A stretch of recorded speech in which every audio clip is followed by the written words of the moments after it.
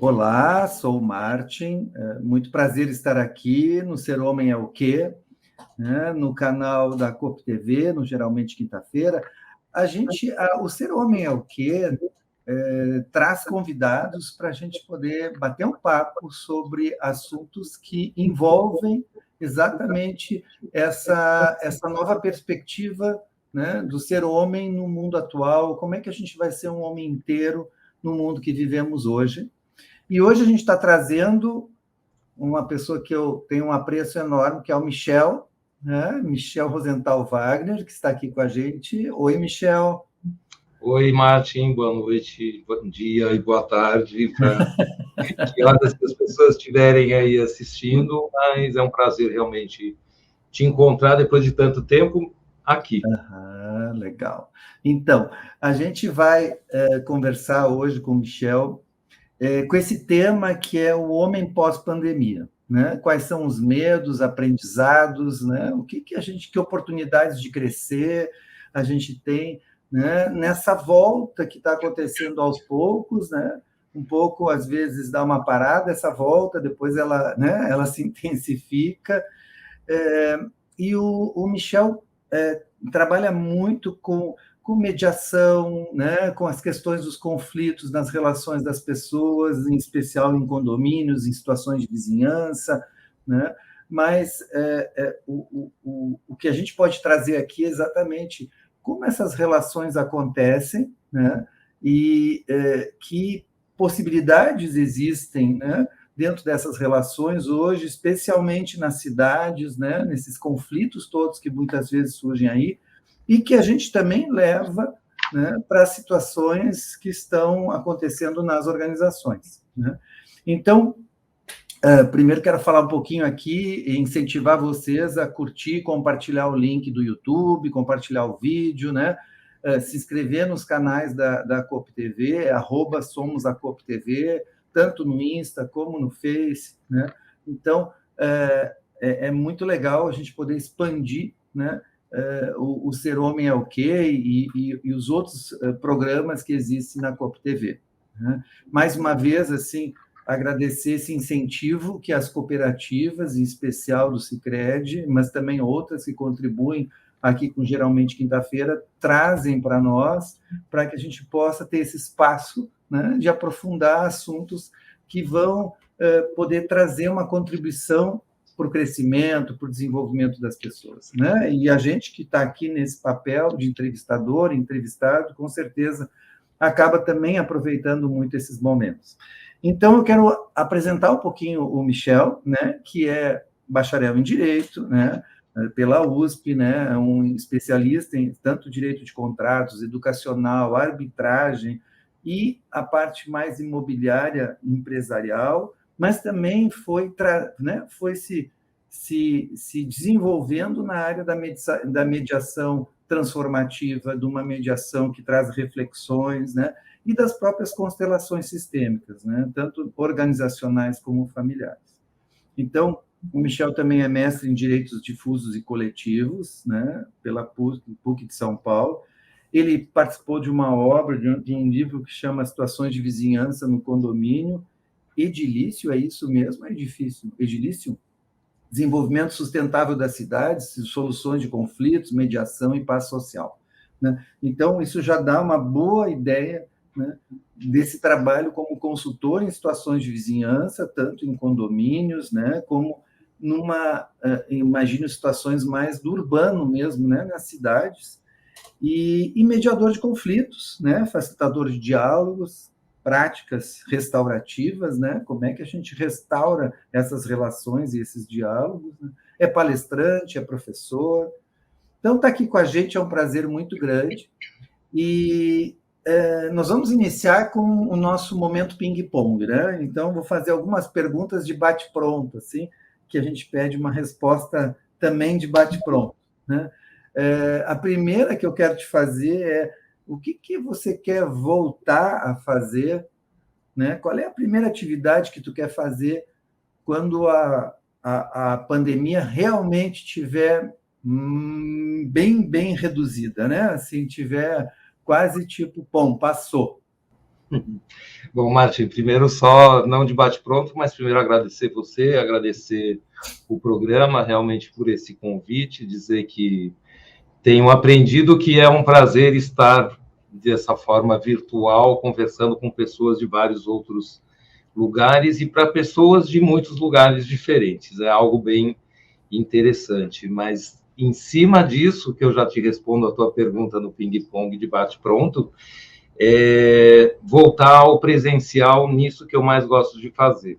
Seja conversar contigo, seja fazer um debate perante algum público, isso pode ser híbrido, pode ser filmado, pode ser passado depois, mas essa sensação de estar dando aula para alunos remotos ou falando para pessoas remotas é muito boa, mas falta esse pedaço. Então, o que eu quero voltar a fazer assim que isso tudo realmente sair do nosso imaginário, né, é voltar a estar tranquilo com gente.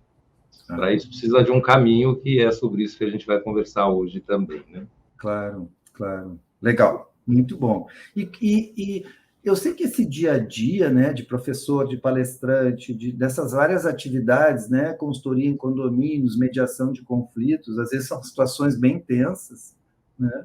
Então, certamente consome muita energia. Como é que tu te recarrega, Michel? Olha, eu te confirmo que sim, consome bastante energia.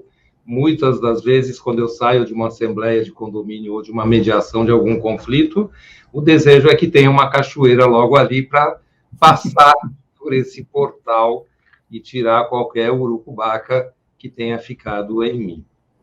Então, na realidade, perdi a pergunta, Martim. A pergunta é como é que tu te recarrega? Ah, sim.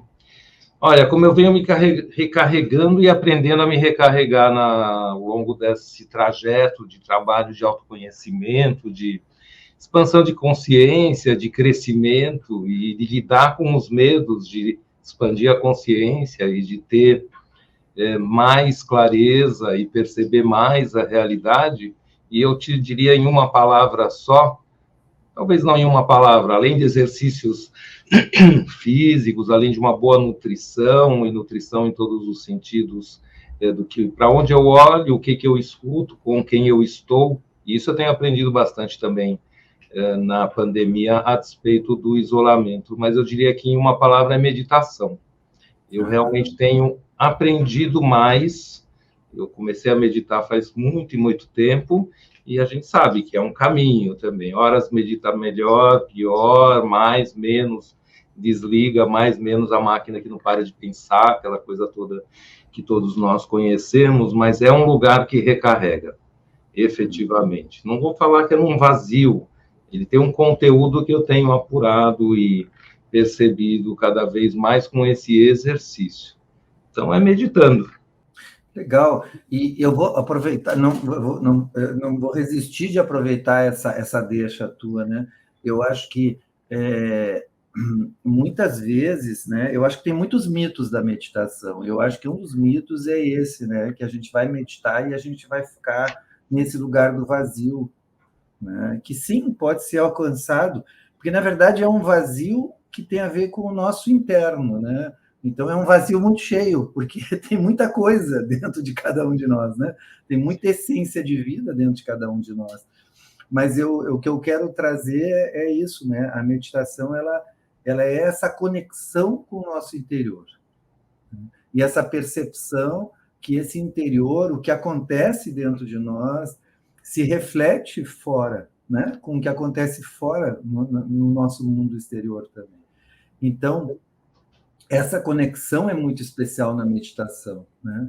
E eu estou aproveitando porque muitas vezes existe essa ideia de que a meditação é não pensar em nada, né? Na verdade, é deixar fluir. E, né, assim, esse é um desafio muito grande, não pensar em nada, né? Essa é a palavra mágica, eu diria, o segredo da história no meu atual estado da arte. Quem somos nós para ensinar um aprendizado que cada um tem que aprender ali dentro de si?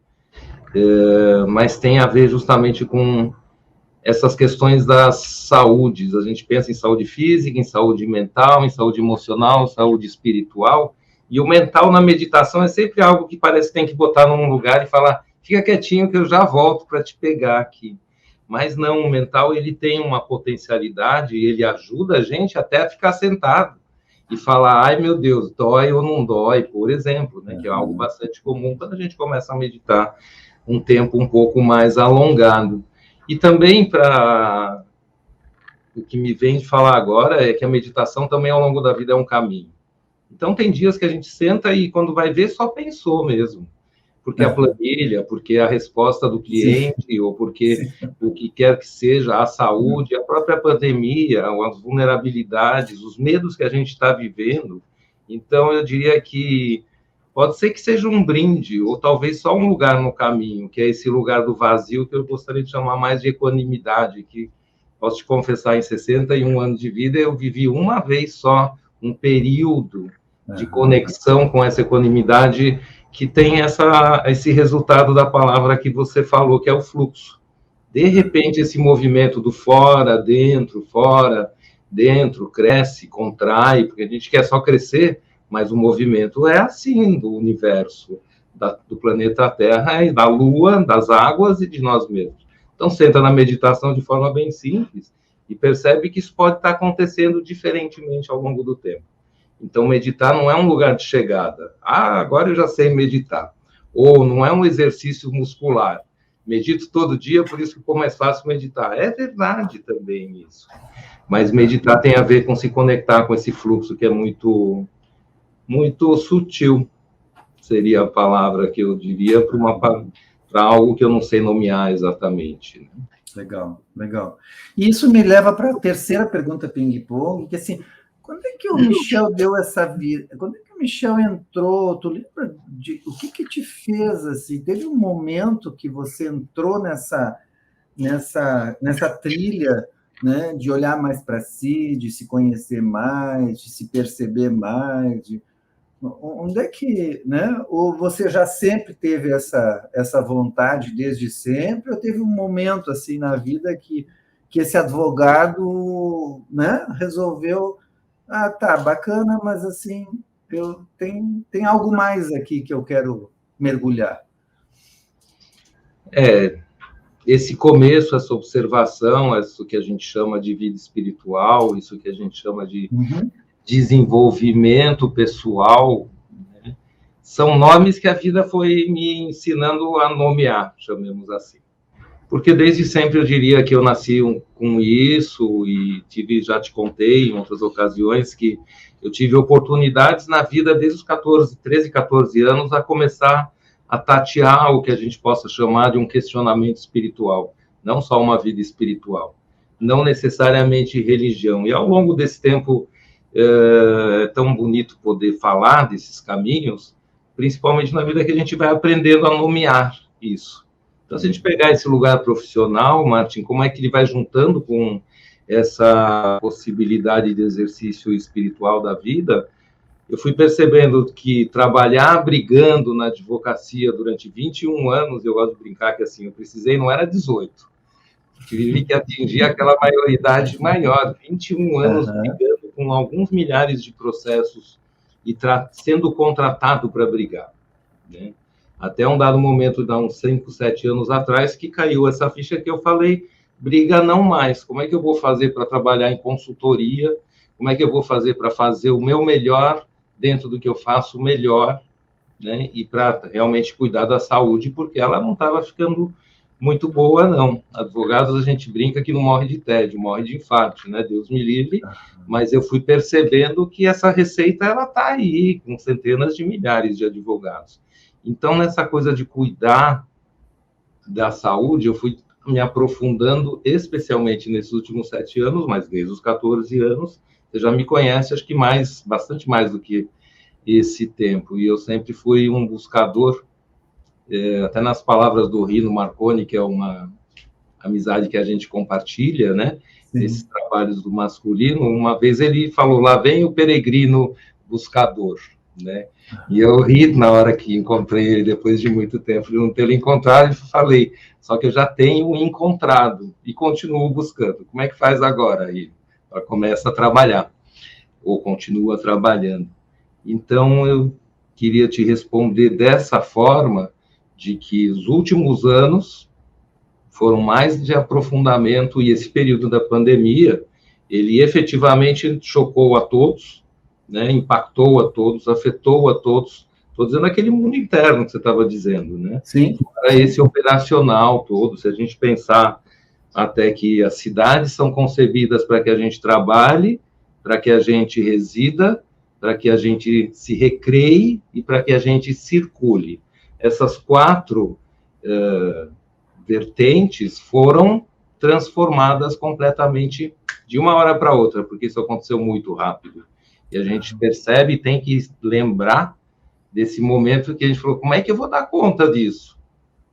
E uma das coisas que eu diria que na espiritualidade, para voltar à tua pergunta, é lidar com esse não sei de forma mais pacífica consigo mesmo. A gente está cheio de não sei. Num mundo de achismos, né? Fica todo mundo achando as informações chegando, entrando e nos causando aí ansiedades, né? Mesmo agora, a gente não sabe se vai ter alguma onda, porque lá na Alemanha, lá na Suíça, lá na Espanha, enfim, os países estão vivendo coisas diferentes de nós também, né?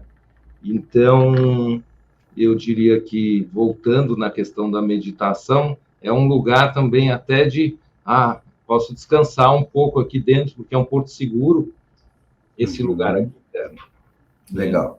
Não sempre acessível, né, Martin? Às vezes a gente tenta pegar ele, quando vai ver, ele não está tão disponível, mas esse exercício da meditação e esses trabalhos que a gente vem empreendendo, todas as pessoas, de alguma forma. Eu gosto de dizer que mesmo os negacionistas que não querem olhar para nada mais além do que a realidade material que eventualmente aí se aparece, também tem um medo enorme. Então, eles estão chegando perto de um lugar interno que precisa ser tratado, mesmo que inconfessável para alguns. E aí a gente podia colocar até uma palavra aí, que é lidar com a vulnerabilidade, né, Martin?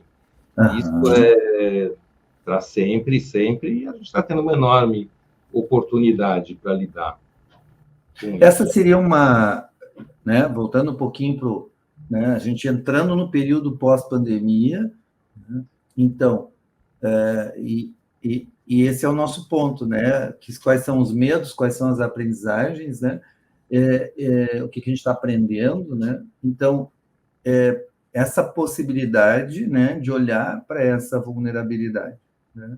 E eu queria trazer um pouquinho, porque antes você falou sobre esse momento teu de menos, vamos dizer assim, de querer tratar de outra forma os conflitos, né? De fazer uma abordagem diferente dos conflitos, né? Menos conflitos, batalhas judiciais, digamos assim, né? E muito mais, que outras possibilidades existem, né, da gente lidar com esses conflitos e achar outras formas de resolvê-los, né? A própria, claro, constelação tem sido, né, a visão sistêmica, né, e o exercício da constelação cada vez mais tem se apresentado, né, como alternativa para isso, e as mediações. Então, na tua experiência, assim, porque a gente percebe isso tanto no ambiente, né? Vamos falar assim, de onde as pessoas moram, mas também a gente percebe isso no ambiente do trabalho propriamente dito também, né? Então, o que tu tem percebido assim como que oportunidades tu enxergas, né? De trabalhar um conflito, né? Menos numa competição, que ainda eu acho que é o que mais acontece, né? Eu tenho razão, o outro não tem razão, o outro tem razão, eu não tenho razão, né? E eu estou defendendo o meu direito e o outro também está defendendo o seu direito, né? E aí nós vamos entrar nessa batalha de conflito aqui. Então, que forma tu enxerga, né? Assim, da gente poder sair desse lugar, né, e buscar outras formas de poder lidar com isso, né? Então, a primeira pergunta é assim, eu sei que é um pouco complexo, mas, bom, dentro desse contexto, né, volta de pandemia, né, todo mundo ficou com muitas coisas sem poder exercer várias das suas, né, do que exercia antes, então eu tenho um gap aí, né, eu quero recuperar alguma coisa, né, assim, mas aí eu vou, muitas vezes, entrar no conflito e entrar na competição. Então, o que a gente precisa descobrir dentro disso? O que está faltando perceber? Martim, essa pergunta já não é ping-pong, né? Essa já não é mais ping-pong. Ela já é, de fato, mais densa, e você me vê me mexendo aqui, é porque eu pego algumas frases aqui, escrevo algo aqui para... Bem tranquilo, claro. Aí abordar, assim, de uma forma bastante simples, que eu diria que o que eu gostaria que acontecesse nesse período pós-pandemia, assim, como se fosse o leque maior do guarda-chuva, é não perder alguns ganhos de hábitos que eu adquiri, de olhar para a realidade que eu adquiri, né? E, de certa forma, buscar resolver algumas angústias novas que também apareceram, emergiram, a despeito de que muito do que a gente veio trabalhando a vida inteira só apareceu de uma forma mais forte, né? De uma forma mais clara. Isso é ampliação de consciência, inclusive, de fora para dentro. A realidade te traz um impacto que você pode olhar um horizonte mais distanciado, né? Então, não perder alguns ganhos, e aí até uns ganhos na vida pessoal, porque ao tratar, depois a gente vai falar aqui da mediação e das práticas restaurativas, você também é um terapeuta, você também facilita conversas em grupos, né? A gente sabe que um dos grandes títulos das pessoas, quando perguntam o que faço, a gente gosta de dizer diálogo é uma solução. Então, aprender, eu poderia te dizer que talvez ficou mais claro como é difícil dialogar. Né? Não que eu deixe de falar que o diálogo continua sendo a solução para qualquer conflito. Porque depois eu vou voltar aqui um pouquinho na vida pessoal também, em separado, mas quando a gente pensa na construção do diálogo, né, e é através do que a gente chama tecnicamente de prática restaurativa, e eu gosto de pensar também assim nas coisas das palavras, né, construção de tecidos, restauração de tecidos sociais ou é construção de tecidos sociais? E eu não gosto muito da palavra ou, eu prefiro a palavra e, então é construção e manutenção e reconstrução dos tecidos sociais. Porque a gente já não vinha vindo tão bem. E com a pandemia isso ficou só mais claro. Emergiram aí um monte de formas de solidariedade, de proximidade com as pessoas, essa possibilidade de conversar através de vídeo, quando a gente não fazia nem sem vídeo, talvez um pouco telefone, mas o aparelho telefônico passou a servir para tudo, menos para telefonar e falar com alguém com calma, né? Uma coisa também que é interessante, que se adequa super a esse ambiente da construção do diálogo, que é trabalhar a velocidade. Muito do que eu percebo na minha realidade, mesmo aqui dentro, quando mais é mais. Se eu faço mais coisas ao mesmo tempo, eu chego mais longe, eu consigo produzir mais, as pessoas me admiram e falam, como você consegue fazer tantas coisas na sua vida? E aí o peito do pavão enche, mas de bobeira, porque muitas vezes com um custo de uma angústia ou até de uma não produção tão qualitativa do que o que eu aprendi, de certa forma, também aí nesse período da pandemia, que é, até não parafraseando ou mudando aquela música do Sérgio Reis, né? Eu digo hoje em dia que ando devagar porque tenho pressa. E às vezes a gente acha que tem que correr e tem duas mãos, dois olhos, dois ouvidos, e a gente até chama características masculinas e femininas, né? Os homens tendem a poder fazer uma coisa de cada vez, querendo fazer muitas, né? E as mulheres tendem a poder fazer muitas coisas de cada vez, porque são mais sensíveis e estão antenadas em mais coisas ao mesmo tempo, mas aí eu pergunto, né, onde é que a gente chega dessa forma?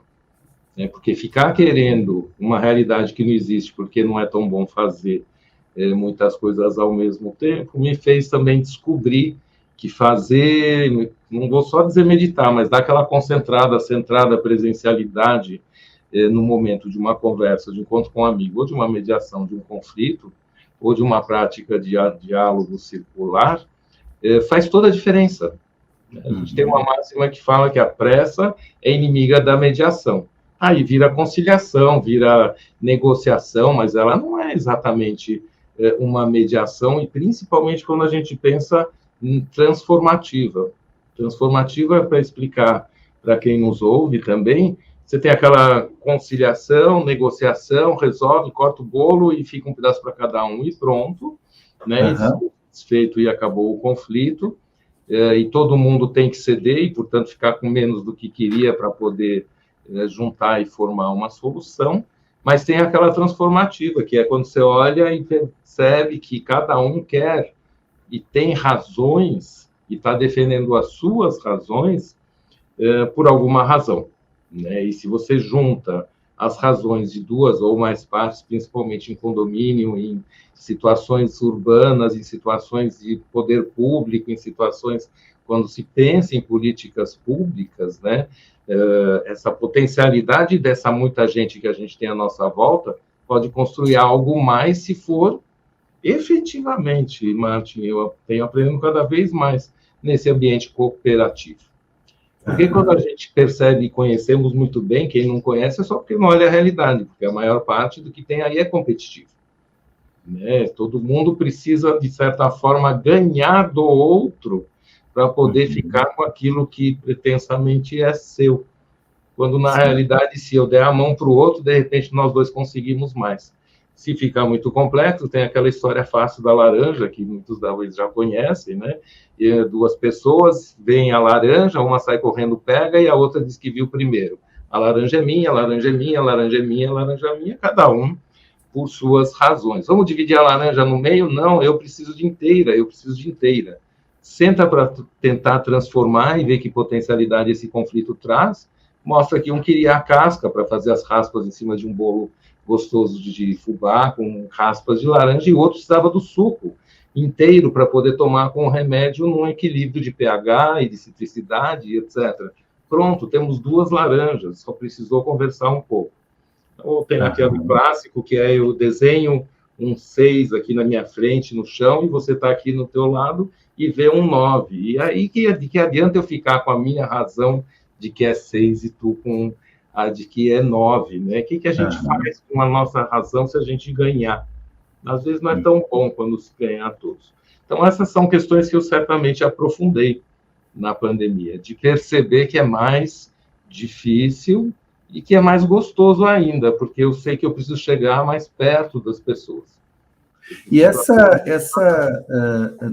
Michel, eu queria aproveitar e te perguntar isso, assim, na tua visão, né, o que daria para elencar alguns princípios bem importantes, assim, um pouco chaves, para exatamente, né, de um conflito poder caminhar para uma transformação, né, que seja num processo de construção conjunta, né, onde haja cooperação. O que na tua experiência é essencial, assim, quais são os pontos que precisam ser considerados, né, para que se possa abrir esse caminho? Estou até aqui virando umas folhas para ver se eu encontro aquelas palavras mais técnicas e mais precisas, mas de fato tem que ter. Primeiro de tudo, não encontrei, por falar da minha experiência propriamente, né? Primeiro de tudo, tem que ter uma ampliação de consciência da percepção dessas frases, de certa forma, que eu estou aqui dizendo, porque aí isso vai resultar numa voluntariedade. Eu vou para a audiência de conciliação ou de mediação, ou para o círculo de diálogo, seja no judiciário, seja fora do judiciário, não porque sou obrigado. Então, mesmo que seja no âmbito da família ou da comunidade, pode haver uma pressão, sim, para que as pessoas se sentem e dialoguem. Então, o primeiro desafio é essa aproximação, né? Depois, ou seja, tem que ter uma disposição. Uma disposição, uma intenção. E não é indo acreditar que vamos resolver aí rapidinho, né? Olhar o relógio, como em todas as assembleias de condomínio, que é um perfeito ambiente de mediação transformativa, porque você está tratando realmente do tecido social, e você está tratando da possibilidade de aproximação maior das pessoas. E quando eu falo de aproximação, essa é uma nova dica, é procurar tirar mesas do meio ambiente de trabalho, porque as mesas elas separam, e mais que tudo, que nem aqui quando a gente faz essas gravações, tá todo mundo me vendo da barriga para cima, né? Só que o jeito de eu sentar, o jeito de eu me mexer, o jeito de eu me expressar, e aí a gente entra em mais uma dica, que é olhar para o outro e ouvir o outro. E uma coisa que é muito bacana que as pessoas descobrem nesse processo, que é perceber-se ouvido pelo outro e saber que será ouvido. Isso aí é a facilitação de diálogos mais profunda, não é? Vamos sentar aí e simplesmente cada um conta a sua história, diz o que quer, e vamos ver se a gente reparte esse bolo de uma forma que deixe mais ou menos satisfeito cada um. É saber até que talvez não tenha solução nesse momento, mas você avançou para algum tipo de percepção em que a gente pode chamar isso de transformação. Então, escuta ativa, fala respeitosa, tom de voz, toda a mediação e principalmente as facilitações de diálogos circulares restaurativos, elas começam com uma fala de abertura que traz, vamos construir os valores e vamos construir as diretrizes que vamos usar para esse encontro dessa sessão. Então, cada um traz alguns valores, que em geral tem a ver com a questão em conflito, e traz diretrizes. Vamos cuidar do tempo, vamos deixar com que cada um efetivamente fale na sua vez, vamos usar um objeto de fala, só fala quem está com o objeto, né? Pode ser até um microfone, mas quando é uma assembleia, quando é mais gente, né? Mas vamos respeitar esse momento em nome do coletivo. E vamos ter ali como meta e como possibilidade duas coisas que eu tenho aprendido na prática realmente. Uma, de certa forma, que é negar o conflito. Não negar seu conteúdo, mas negar que eu quero continuar com o conflito e que isso faz parte da vida e que, então, é isso aí, ó Deus, ó vida, ó azar, aqueles que muito simplesmente reclamam, aceitando que o conflito faz parte. E a literatura e a filosofia até, elas falam, né, que o conflito, ele faz parte da evolução humana. Eu diria que negar com essa lente o conflito, talvez a gente dê um salto civilizatório, como a gente chama, né? Mas eu não sei, Michel, deixa eu te interromper. Quando tu falas negar o conflito, é no sentido de não querer vê-lo ou no sentido de... não, né? É no sentido de passar, de evoluir, né? de crescer a partir dele? Vamos dizer assim, vou fazer até uma certa analogia, né? Eu vim aqui nessa live, você me perguntou se eu queria saber essas 3 perguntas do ping-pong primeiro, e eu te disse, eu sou obrigado, apesar da minha ansiedade de querer sabê-las, a escolher pela surpresa, né? Porque é mais bacana. Então, quando eu digo negar o conflito, é abrir-se para dizer, se eu resolver esse conflito, o que aparece? É o nada? Né? Não tem mais conflitos? Não, a gente pode, então, talvez, construir algo na relação que é essa potência que o conflito está impedindo. Então, quando eu digo que aí eu venho para uma live e digo por que eu respondi assim para o Martin, né? Porque nesse ambiente até cooperativo que eu te conheço, tem uma coisa que emerge, que é a confiança. Eu confio que você vai me colocar aqui questões que eu vou dar conta e não vou ficar muito vermelho, porque é fácil de ficar vermelho, né? Então, quando você vai sentar para mediar um conflito, é olhar e acreditar nas próprias capacidades de resolvê-lo e de passar a viver sem conflito. Quando a gente olha na família, e aí você até colocou ali as questões sistêmicas, eu diria que metodologias de mediação transformativa de conflitos mais própria para relações potencialmente longevas.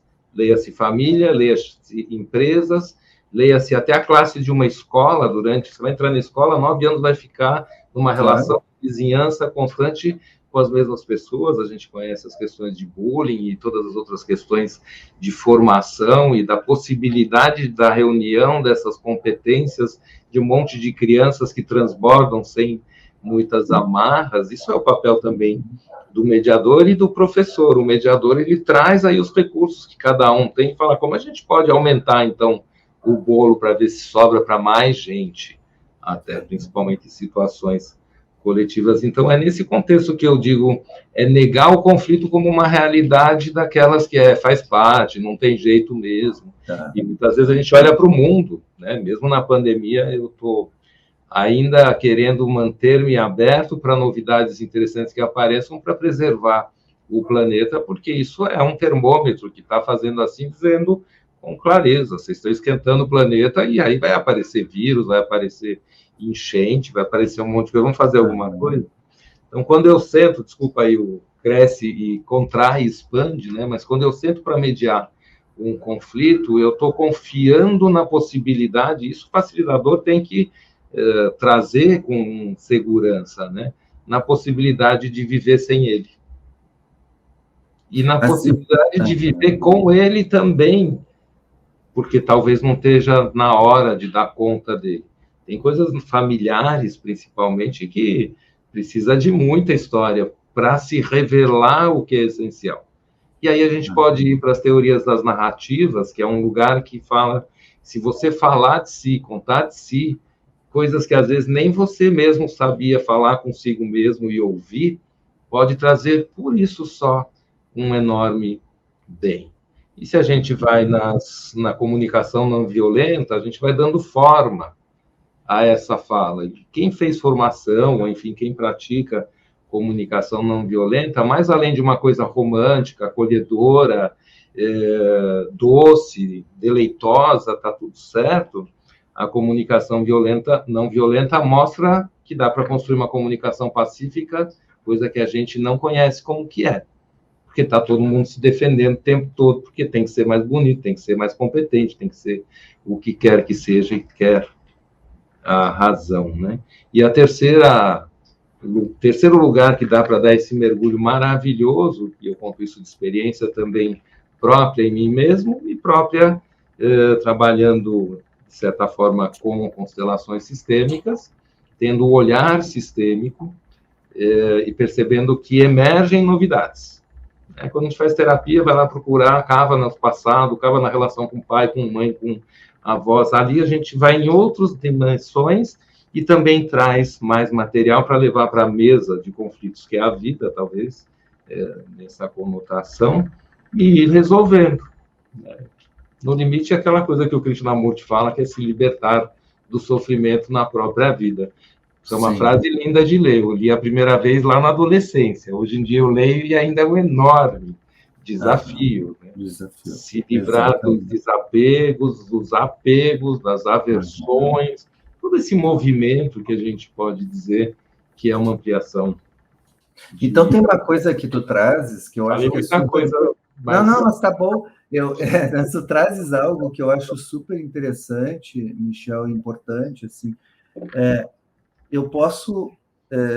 E eu quero conectar isso até com exatamente com esse momento que a gente está vivendo, né? Em que, de novo, surge mais oportunidade dessas relações, né?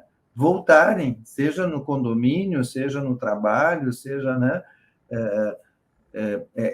Esse e os medos que vêm daí, né? Porque afinal a gente ficou aí quase 2 anos bem recolhido, assim, muitos de nós, muitos, com certeza, né? Talvez a grande maioria. E agora volta essa, né? Aos poucos começa a voltar, né?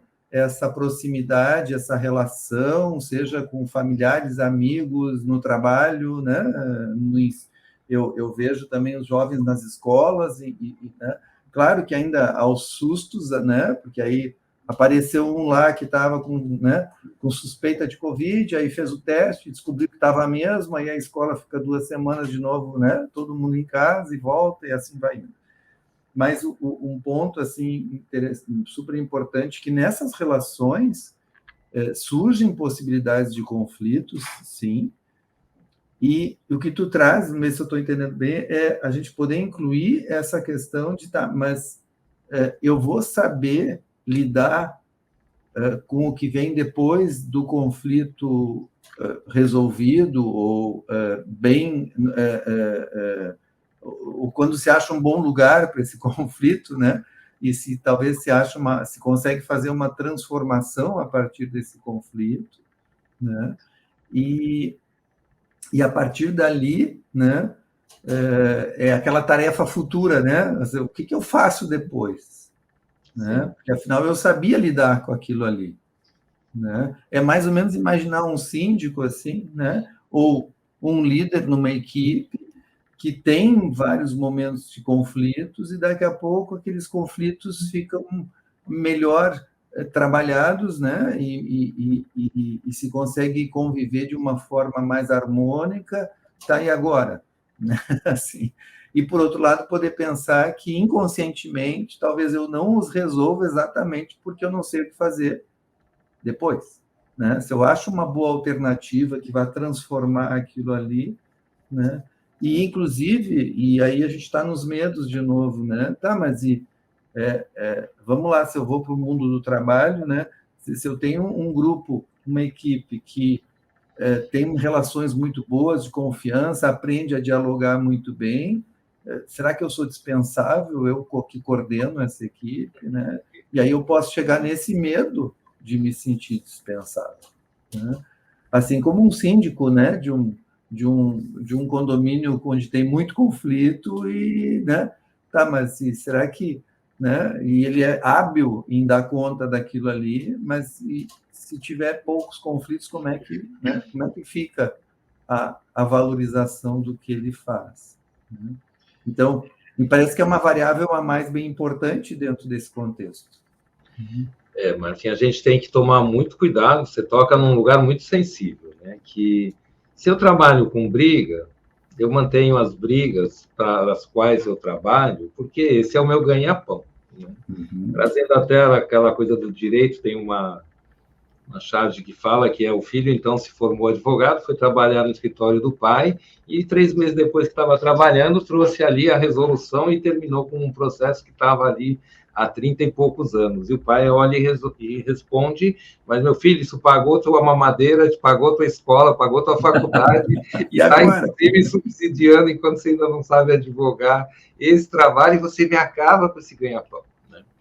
Então, esse é um jeito muito tradicional e antigo que mantém a briga. Se a gente pensar num outro limite aí mais público, né, o sistema de encarceramento que a gente tem no Brasil, quanta gente vai perder o emprego se a gente conseguir implementar uma solução pacífica até para essas questões mais sérias do âmbito criminal, né? Como é que a gente vai lidar se a gente regulamentar toda essa drogadição ilícita e também trabalhar melhor com a drogadição lícita da farmacopeia e tal, como é que a gente vai lidar com não existir tráfico de drogas, por exemplo, porque isso tudo já entrou numa dosagem e numa forma de lidar com o uso de substâncias que é histórico da humanidade. Estou trazendo aqui só referências. E aí eu diria que para a gente que é facilitador de diálogo, a pessoa está lá na corporação, eu trabalhei muito pouco em empresas, propriamente, mas acompanho muitas pessoas, se ela for boa, ela vai trabalhar, depois de construído o projeto, na manutenção. E se não tiver espaço, ela vai, então, procurar um outro lugar para estar, porque senão ela vai queimar o filme ali. Sim. Né? Se eu continuo sendo essencial, caro e necessário, é porque fui chamado para resolver uma situação, eu não resolvi, está rescindido o contrato. Aqui são absolutas inferências. Eu digo isso porque entra num lugar de liderança natural. Uhum. Eu vim trabalhando por 12 anos, em especial, na OAB, aqui na subseção de Pinheiros, mais perto de mim, e dirigi uma comissão de direito imobiliário, urbanístico e de vizinhança até junho desse ano, que foi mais uma fase aqui da minha vida dentro da pandemia, dizendo eu preciso colocar alguns divisores de águas, né? Porque onde dizem que gostam de mim, que me apreciam, quando vai ver, eu estou sendo seduzido pelo meu próprio ego, né?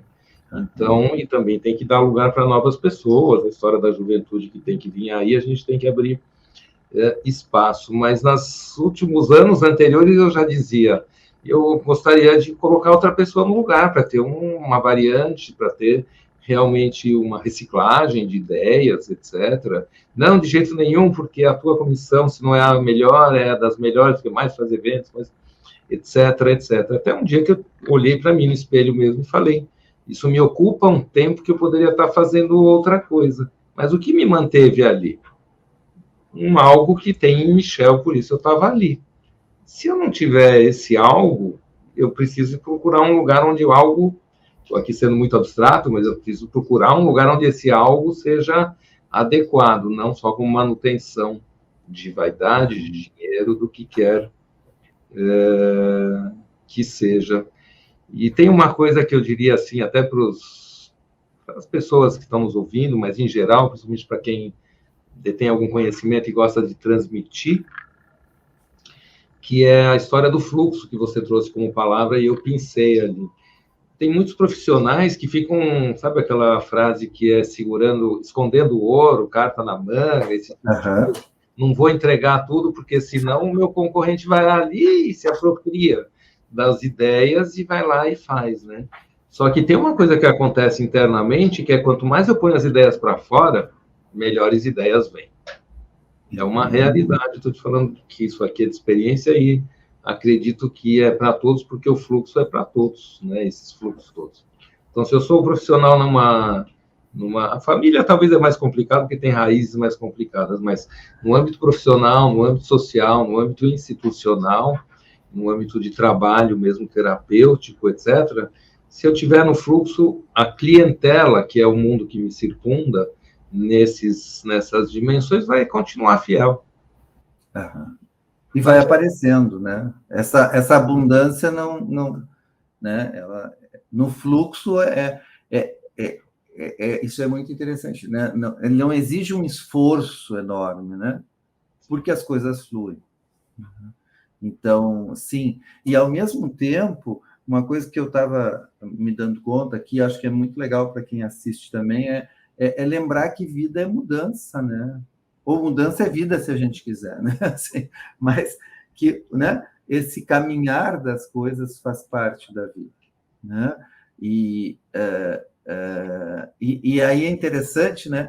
Porque e isso eu quero muito trazer agora um pouco assim, né? Da questão do masculino, que de um modo geral os homens têm muito medo.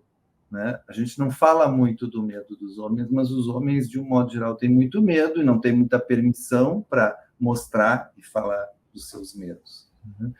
E o medo é algo que faz o contrário. O medo é não movimento, né? O medo, de um modo geral, ele costuma travar. Claro, a gente pode aqui discutir dos medos saudáveis, medos não saudáveis, né? Medos que nos protegem em momentos importantes, né? Mas eu estou aqui falando talvez mais do medo do desconhecido, daquilo que eu não sei, né? E muitas vezes é um medo que vem desse imaginário, né? Ou que vem do medo de eu ser visto assim ou assado, né? E aí eu acabo, né, me fechando e travando esse movimento da vida, né? Então, eu quero aproveitar que a gente está aqui falando de conflitos, de mediação, né? Quando tu percebes num grupo que tu estás trabalhando algo assim, que tem, né? Que eu imagino que tu perceba em alguns momentos que por trás das falas, ou talvez até abertamente, surgem os medos, né? Então, e em especial aqui dos medos que os homens trazem, né? Como é que lida com isso, assim? Assim, se fosse respondendo ping-pong, eu ia te dizer que não tem jeito, é lidando, tá?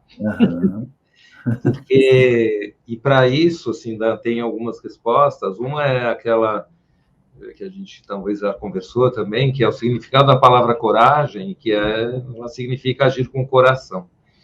E acrescentando nessa história do medo, que certamente todos nós homens vivemos eu não sei dizer, eu sei dizer talvez do feminino um pouquinho, mas não das mulheres, né? Mas eu sei dizer dos homens porque a gente vem trabalhando muitos anos com essa temática, né? Para quem não me conhece, enfim, eu também faço parte aí de alguns grupos de masculinos e que discutem essas questões sensíveis do masculino, e é um tema que eu gosto muito. A gente teve até, durante o ano passado, em especial comecinho desse ano, muitos círculos restaurativos em sala Zoom ou essas plataformas, e fizemos algumas séries de círculos de conversa dessa forma com cuidadores, né? Com terapeutas, com gente, facilitadores, com gente que muitas vezes se espera da gente que você esteja bem, né? E aí você não tem um lugar para trazer essa fala da vulnerabilidade.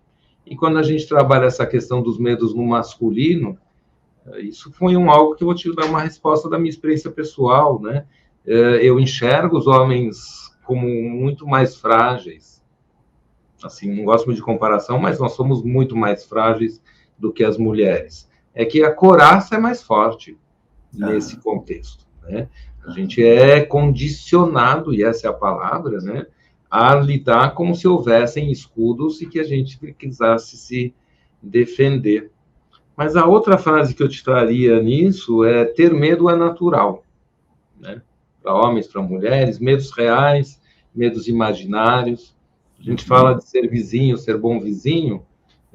Tenho medo de estar vulnerável abrindo a minha porta para o meu vizinho e ser um bom vizinho, né? Que tipo de vizinho que eu sou? Que tipo de amigo que eu sou? Que tipo de pai que eu sou? Que tipo de filho que eu sou? E olhando nesse lugar, especialmente do masculino, é o medo de ter medo. Mas além do medo propriamente, que esse, de certa forma, é mais fácil de resolver, porque tá com medo, pega o medo, bota embaixo do braço e vai, né? Mas o medo de ter medo paralisa, né? Ele não deixa nem direito lidar com esse medo mais real, porque se eu entro numa situação de vulnerabilidade, eu não dou conta. Certo. E aí, se eu fosse te responder algo, de fato, aí da sutileza do ser, é também exercitar, é também...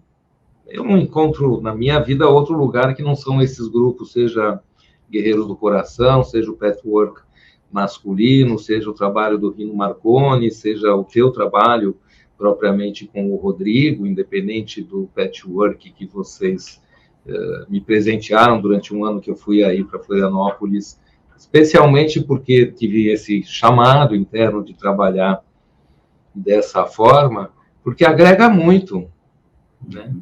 E eu diria assim, se a gente brincar com aqueles homens que são mais encoraçados e tal, então faz um curso de teatro também, porque aí você consegue fazer o personagem do homem bravo, cheio de defesas e que não é vulnerável e tal, mas também consegue soltar o personagem que tem aí dentro de você, que é o pessoa, né? Que é o pessoa que é vulnerável. Aí eu não gosto muito dessa história do masculino e feminino. Às vezes eu me resigno com essas coisas, porque eu falo isso aqui, a gente tem que encontrar o feminino e o masculino, não o homem e a mulher. E essas são as construções e os pesos e medidas que a gente vem procurando trazer. E para quem está aí nos ouvindo, saiba que não é suave, tá? Só que tem que ter essa coragem de falar, bom, vou abrir aqui meu coração para mim mesmo e vou ter um autocuidado comigo, né? E vou me permitir me colocar em situações, não vou dizer que é muito complicado, talvez seja pessoal, em situações ridículas, chamemos assim, onde eu fique com vergonha. Mas que tal falar, eu tenho medo de ter vergonha? Uhum. Eu sempre, você também deve ser um tanto assim, mas quem tem a pele muito clara e tem muita emoção dentro, né? Não estou dizendo só por conta de cor, mas veias, né, que saem. Eu sou um homem que ruboriza desde sempre, Martin. É algo que eu não consegui ser advogado, inclusive ruborizando, ficava muito complicado, porque tinha hora que a minha raiva, o meu amor explodem através das veias. Então, se você pegando aquela outra pergunta, como é que eu entrei nesses caminhos, tem coisas que não dá para dizer não, né? Porque só se eu passar maquiagem grossa para não aparecer esse vermelhão. Então, eu diria que até essa vulnerabilidade ou essa fragilidade que é tida como tal, né, é ruborizar, né? Uhum. Ficar aí com vergonha. Eu já tive várias situações nesses grupos de homens que sai uma chacota e a pessoa abraça e fala, não estou te fazendo bullying, eu estou só brincando. Sim, Então, sim. esse tipo de lugar que a gente visita nessas experiências, ele é sensacional. Agora, tem uma outra coisa que eu queria complementar nessa pergunta, nessa história que a gente olha do ser homem, tem essas características internas do feminino e do masculino, mas tem o com quem a gente vive também, né? Que tipo de pessoa, no gênero masculino, que eu exerço dentro de uma família, especialmente no modelo heterossexual, onde não tem tanta liberdade assim para ser mais ou menos homem, ser mais ou menos mulher. Aqui tem um homem, tem uma mulher. Né? Falo com esse tom porque é realmente um discurso social nesse contexto. Nas famílias de mesmo gênero, isso fica talvez mais simples ou mais complicado nas suas medidas, né? Mas me parece que tem um pouco mais de liberdade de ser mais ou menos masculino quando são duas mulheres ou quando são dois homens. No meu caso, que vivo faz 36 anos com a mesma pessoa, sou casado, mas chamo ela da minha vizinha mais próxima, né? Porque se a gente está aqui de passagem, quem está por perto é a Cláudia, faz 36 anos, é um tempão. E, mormente, nesse período da pandemia, mas mesmo um pouquinho antes, eu vinha trazendo, ou percebendo, ou ouvindo, algo que dizia, se eu não me dedicar mais a essa relação, talvez isso aqui fique meio mais ou menos morno por muito tempo, talvez para sempre, e sem aí muitos prognósticos futuros. Mas se eu me dedicar mais à relação, parece que é uma receita fácil, né? Faz um pouco de terapia também, pega uns conselhos com os amigos e vamos que vamos, né? Mas eu vim descobrindo, né? E pensei se eu ia falar sobre isso e quero trazer isso para essas pessoas todas que potencialmente vão nos ouvir. Eu vim descobrindo algo na pandemia porque eu fiquei mais recluso. Ninguém estava acostumado, quem vive em 2, 3, 5, 10, enfim, mas família e tal, ninguém estava acostumado a ficar tanto tempo junto, né?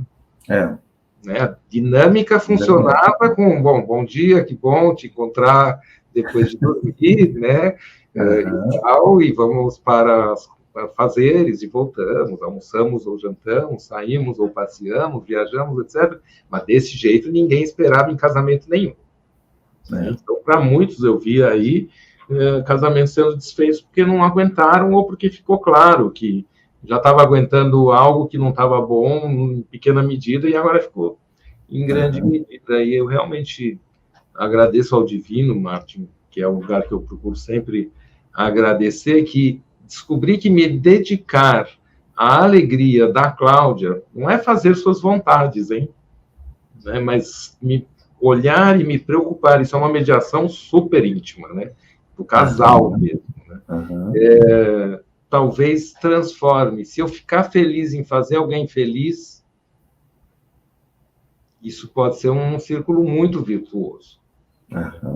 E se eu reconhecer o quanto essa pessoa me deixa feliz nos pequenos detalhes do dia a dia, vamos finalmente não ter tempo de ver um filme, ficar conversando e pronto.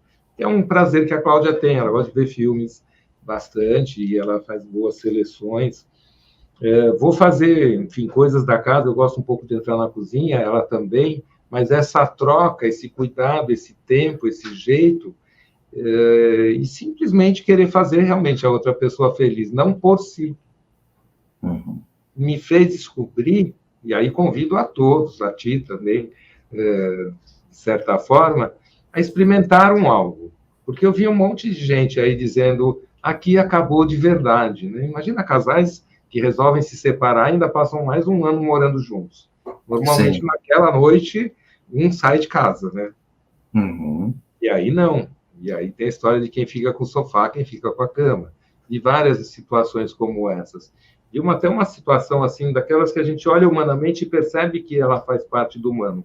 Que a esposa pegou Covid, o marido não pegou o Covid e passou no imaginário, se ela morrer, que sensações que eu tenho.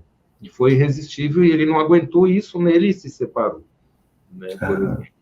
Então, são coisas que a gente tem que olhar para a vida aí, principalmente por conta da pandemia, de saber que a gente não sabe um monte de coisa, de que qualquer hora a gente pode fazer a passagem e que nada é tão seguro, mas não por isso a gente tem que ficar inseguro, né? A gente pode estar aí no fluxo, mas isso é um aprendizado, né? Procurando sem se alienar com antidepressivos, ansiolíticos, etc, etc. Isso foi é um enorme desafio, né, que a gente tem, mas eu diria que, assim, no aspecto familiar, é uma descoberta e uma possibilidade.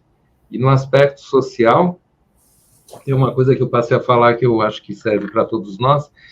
Todo mundo que faz trabalho voluntário, quando volta do dia do trabalho voluntário, volta feliz, preenchido. Não conheço ninguém que fala, estava tão chato ali ficar ouvindo as crianças, me dedicando aos velhinhos, tratando de pessoas em situação de rua, ou questões diversas que a nossa sociedade oferece de bandeja, que é a oportunidade de se dedicar ao outro de forma difusa e coletiva. Então, eu passei a dizer, Martin, que aquele ser que acha que é muito egoísta tem que ampliar a consciência e falar: olha só, fazer bem para o outro, e não precisa ser voluntário, a gente tem que construir num lugar remunerado também esse espaço de prazer e de deleite e de envolvimento com um trabalho que nos deixe satisfeitos, né? Então, você não está bem, acordou meio azedo, não sei o quê, sai, vai para a rua, vai fazer alguma coisa por algo, por alguém, né? Porque muito provavelmente você vai voltar bem. Se ficar nesse outro círculo que é por mim, por mim, por mim exclusivamente, você sabe que, volta a dizer, né? Não gosto do ou, gosto do e, né? A gente não faz só pelo outro, faz por si também, mas tem aí dimensões e sutilezas disso. Então, assim, de alguma forma eu te respondo que... E é muito arriscado tudo isso. Porque o perigo da mágoa e da angústia, né? A gente fala de sentimentos secundários e primários nesse contexto, né? Aparece um monte de coisa no hoje, mas está lidando com aquele abandono, com aquele... Com coisas que já aconteceram em outros momentos, claro, com certeza.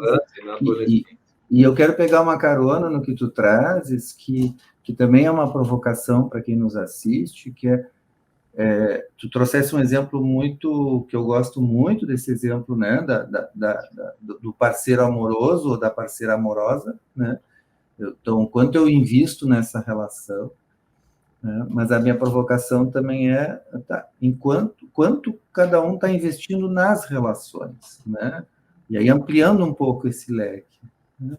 E eu acho que nós temos, e aí eu vou generalizar assim de um modo geral, e exatamente eu acho que os homens mais ainda, porque, de novo estou generalizando, mas mais ainda por quê? Porque o aprendizado de cuidar não foi muito grande para nós, né? Assim, nós não, dentro dessa coraça, né? O cuidar de alguém não é, o cuidar de algo não é uma das coisas que mais nós aprendemos como homens, né?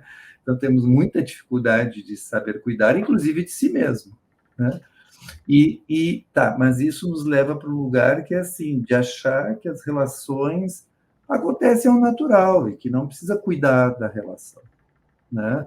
Tanto que sempre tem essa brincadeira, né, de que as mulheres gostam de falar da relação, né, e nós homens não gostamos de falar, né, vai fazer uma DR, não me convida, né, de um modo geral, né?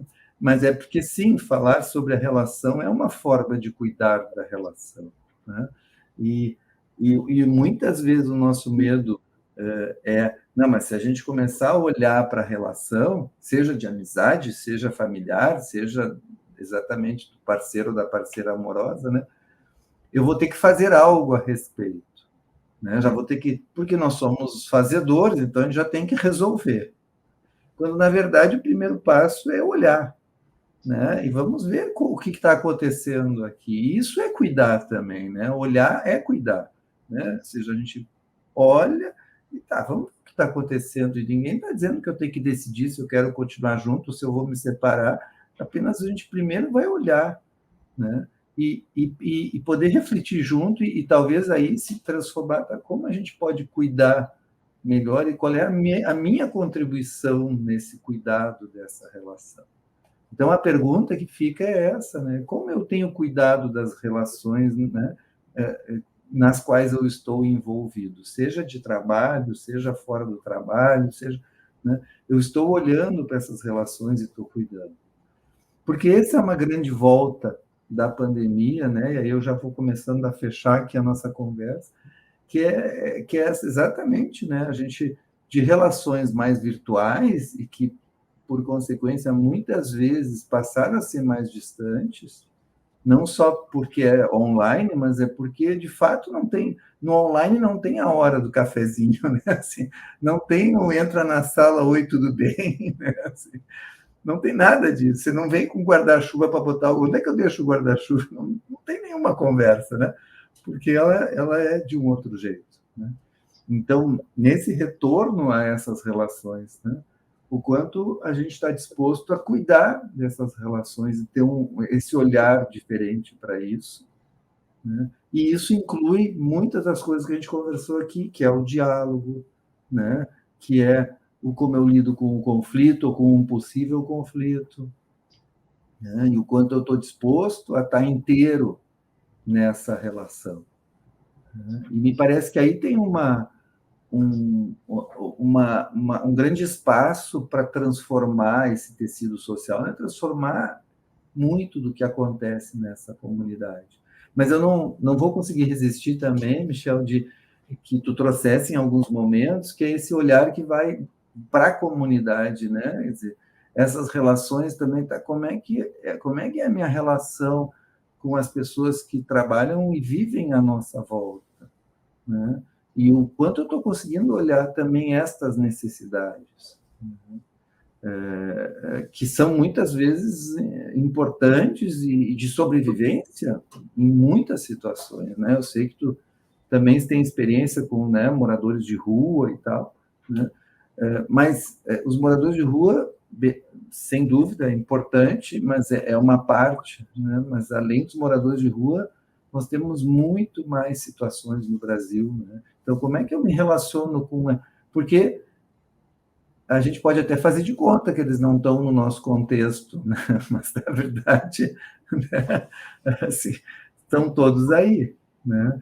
Como tu falasse, o planeta vai aquecer para todo mundo, assim, né? Não vai ter extinção, né? Ok, alguns talvez consigam se proteger um pouco melhor, mas... Né? E talvez esse seja um dos grandes, talvez não, provavelmente é um dos grandes ensinamentos que essa pandemia nos traz, né? Porque ela exatamente, ela foi, né? Ela chegou em todo mundo. Não teve essa distinção, né? Claro que alguns com mais conforto e outros com, né, com muito mais dificuldade, é verdade, né? Mas é raro algo que atinge todo mundo desta forma, né? É raro nessa situação extrema, mas a gente tem tanta coisa em comum entre todos, a despeito das nossas diferenças, e se a gente souber valorizar as diferenças de modo a agregar e valorizar as igualdades também de forma a agregar, talvez a gente tenha um ganho. Mas a tua fala de agora, eu levo ela para pensar mais aprofundadamente em algo aí, porque se tem esse lugar, eu diria que tem um lugar aí de retorno que a gente precisa, como você bem diz, cuidar, não achar que, então caiu a chave do disjuntor ou subiu o disjuntor e agora eu volto a estar em contato, por exemplo, com alunos ou com amigos de uma forma mais fluida e faço de conta, porque é fácil de conta, que nada aconteceu. Sim. Então, um caminho de não fazer de conta e de olhar para o outro e falar como é que foi, como é que tem sido. Se é que algum dia a gente vai poder dizer que é passado, mas como é que tem sido, né, toda essa experiência para você. Não precisa filosofar muito, é só para o outro sentir. É uma frase que a gente usa também, às vezes, na facilitação, é eu estou aqui, e o outro fala eu te vejo, né? Você deve conhecer isso também. Só essa troca, né, já é algo importante.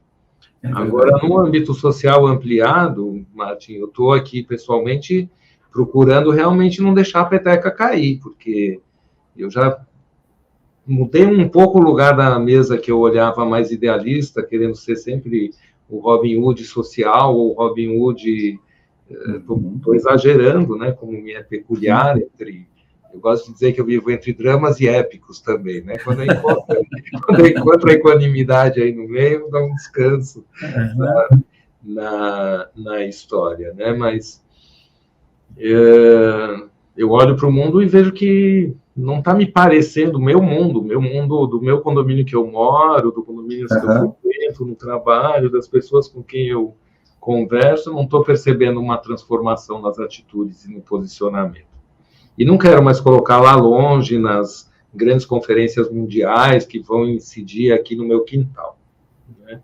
Então, sim, é uma frase também que tem sido bastante falada, mas é ampliar a consciência no global, mas agir no local.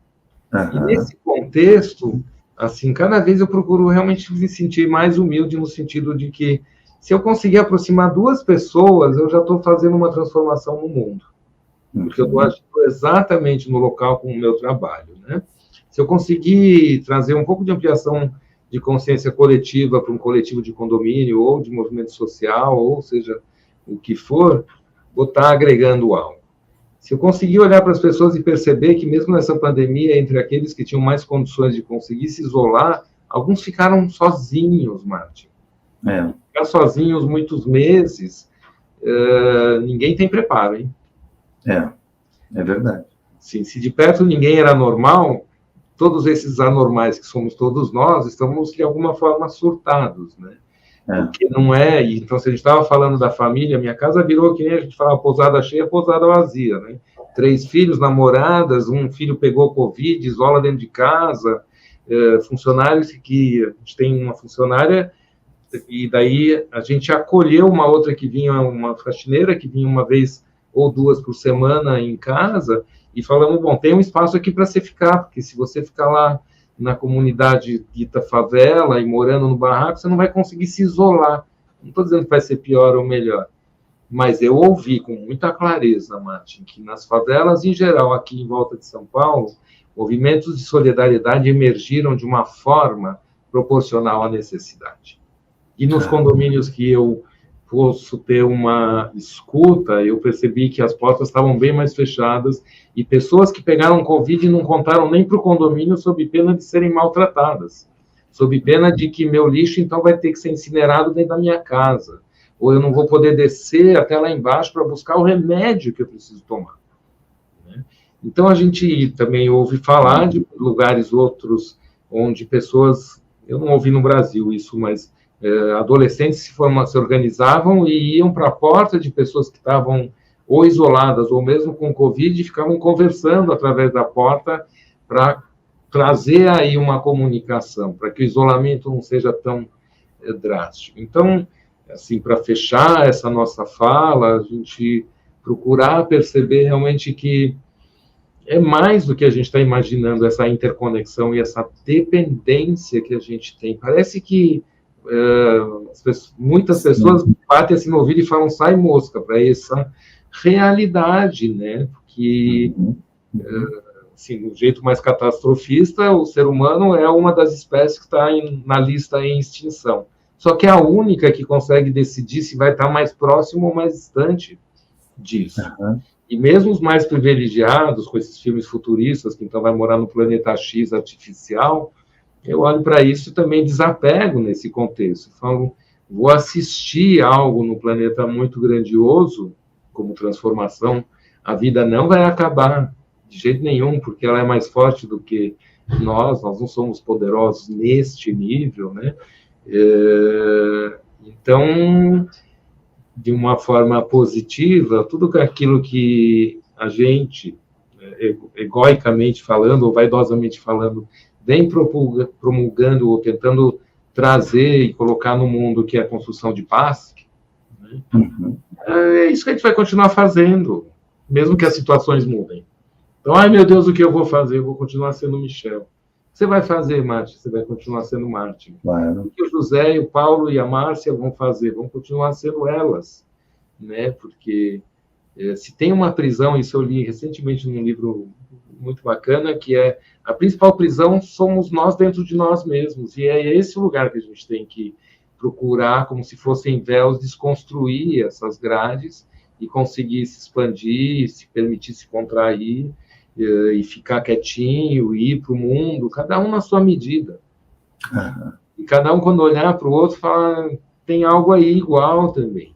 talvez a pessoa precise ou de um grito para acordar ou de um abraço silencioso para acolher. Mas eu quero me colocar à disposição desse fluxo do outro, né? Enfim, dá para falar um monte, né, Martim? Sim. Mas eu acho que tu traz um bom fecho, assim, né? Que é esse querer viver esse processo todo de evolução, né? E aí acho que tu traz uma coisa que é muito legal, que é bom, mas dentro desse cuidado com as relações, dentro desse convívio todo que nós humanos temos e queremos ter, né? É eu poder ser autêntico, eu poder aprender a ser quem eu sou, né? E respeitar a minha essência dentro disso. E isso é uma trilha, uma caminhada, é uma jornada pessoal, né? Da gente poder ir indo né? Nesses níveis mais profundos de nós mesmos, né?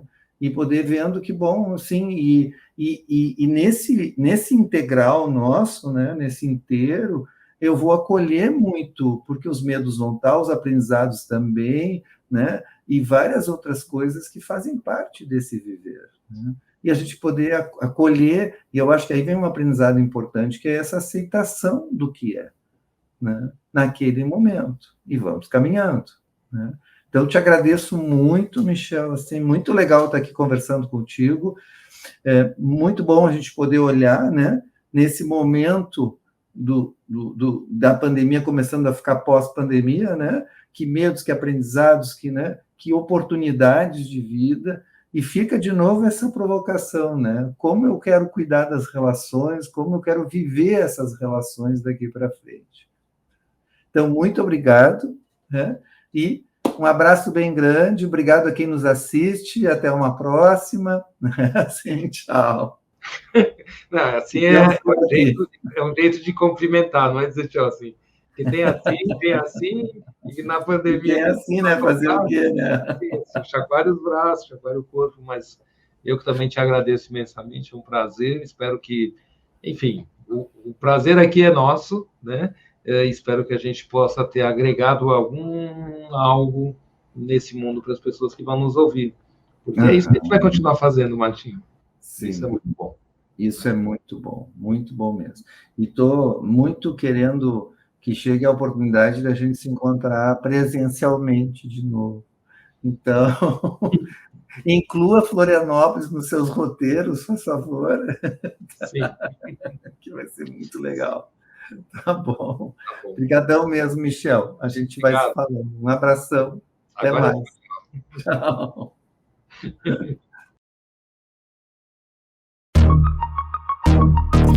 Cooperar. Colaborar. Contribuir. Por meio do aprendizado. Despertar a consciência. A sua. A minha. As nossas. Buscar olhares diversos. Sobre temas relevantes. Estimular a pensar para a nossa evolução. Quando alguém evolui, todos nós evoluímos. Provocar reflexões. Que promovam ação, Diversidade, inclusão, Estratégia. Inovação. É sempre sobre pessoas. Vamos juntos? Nós somos a COOP TV.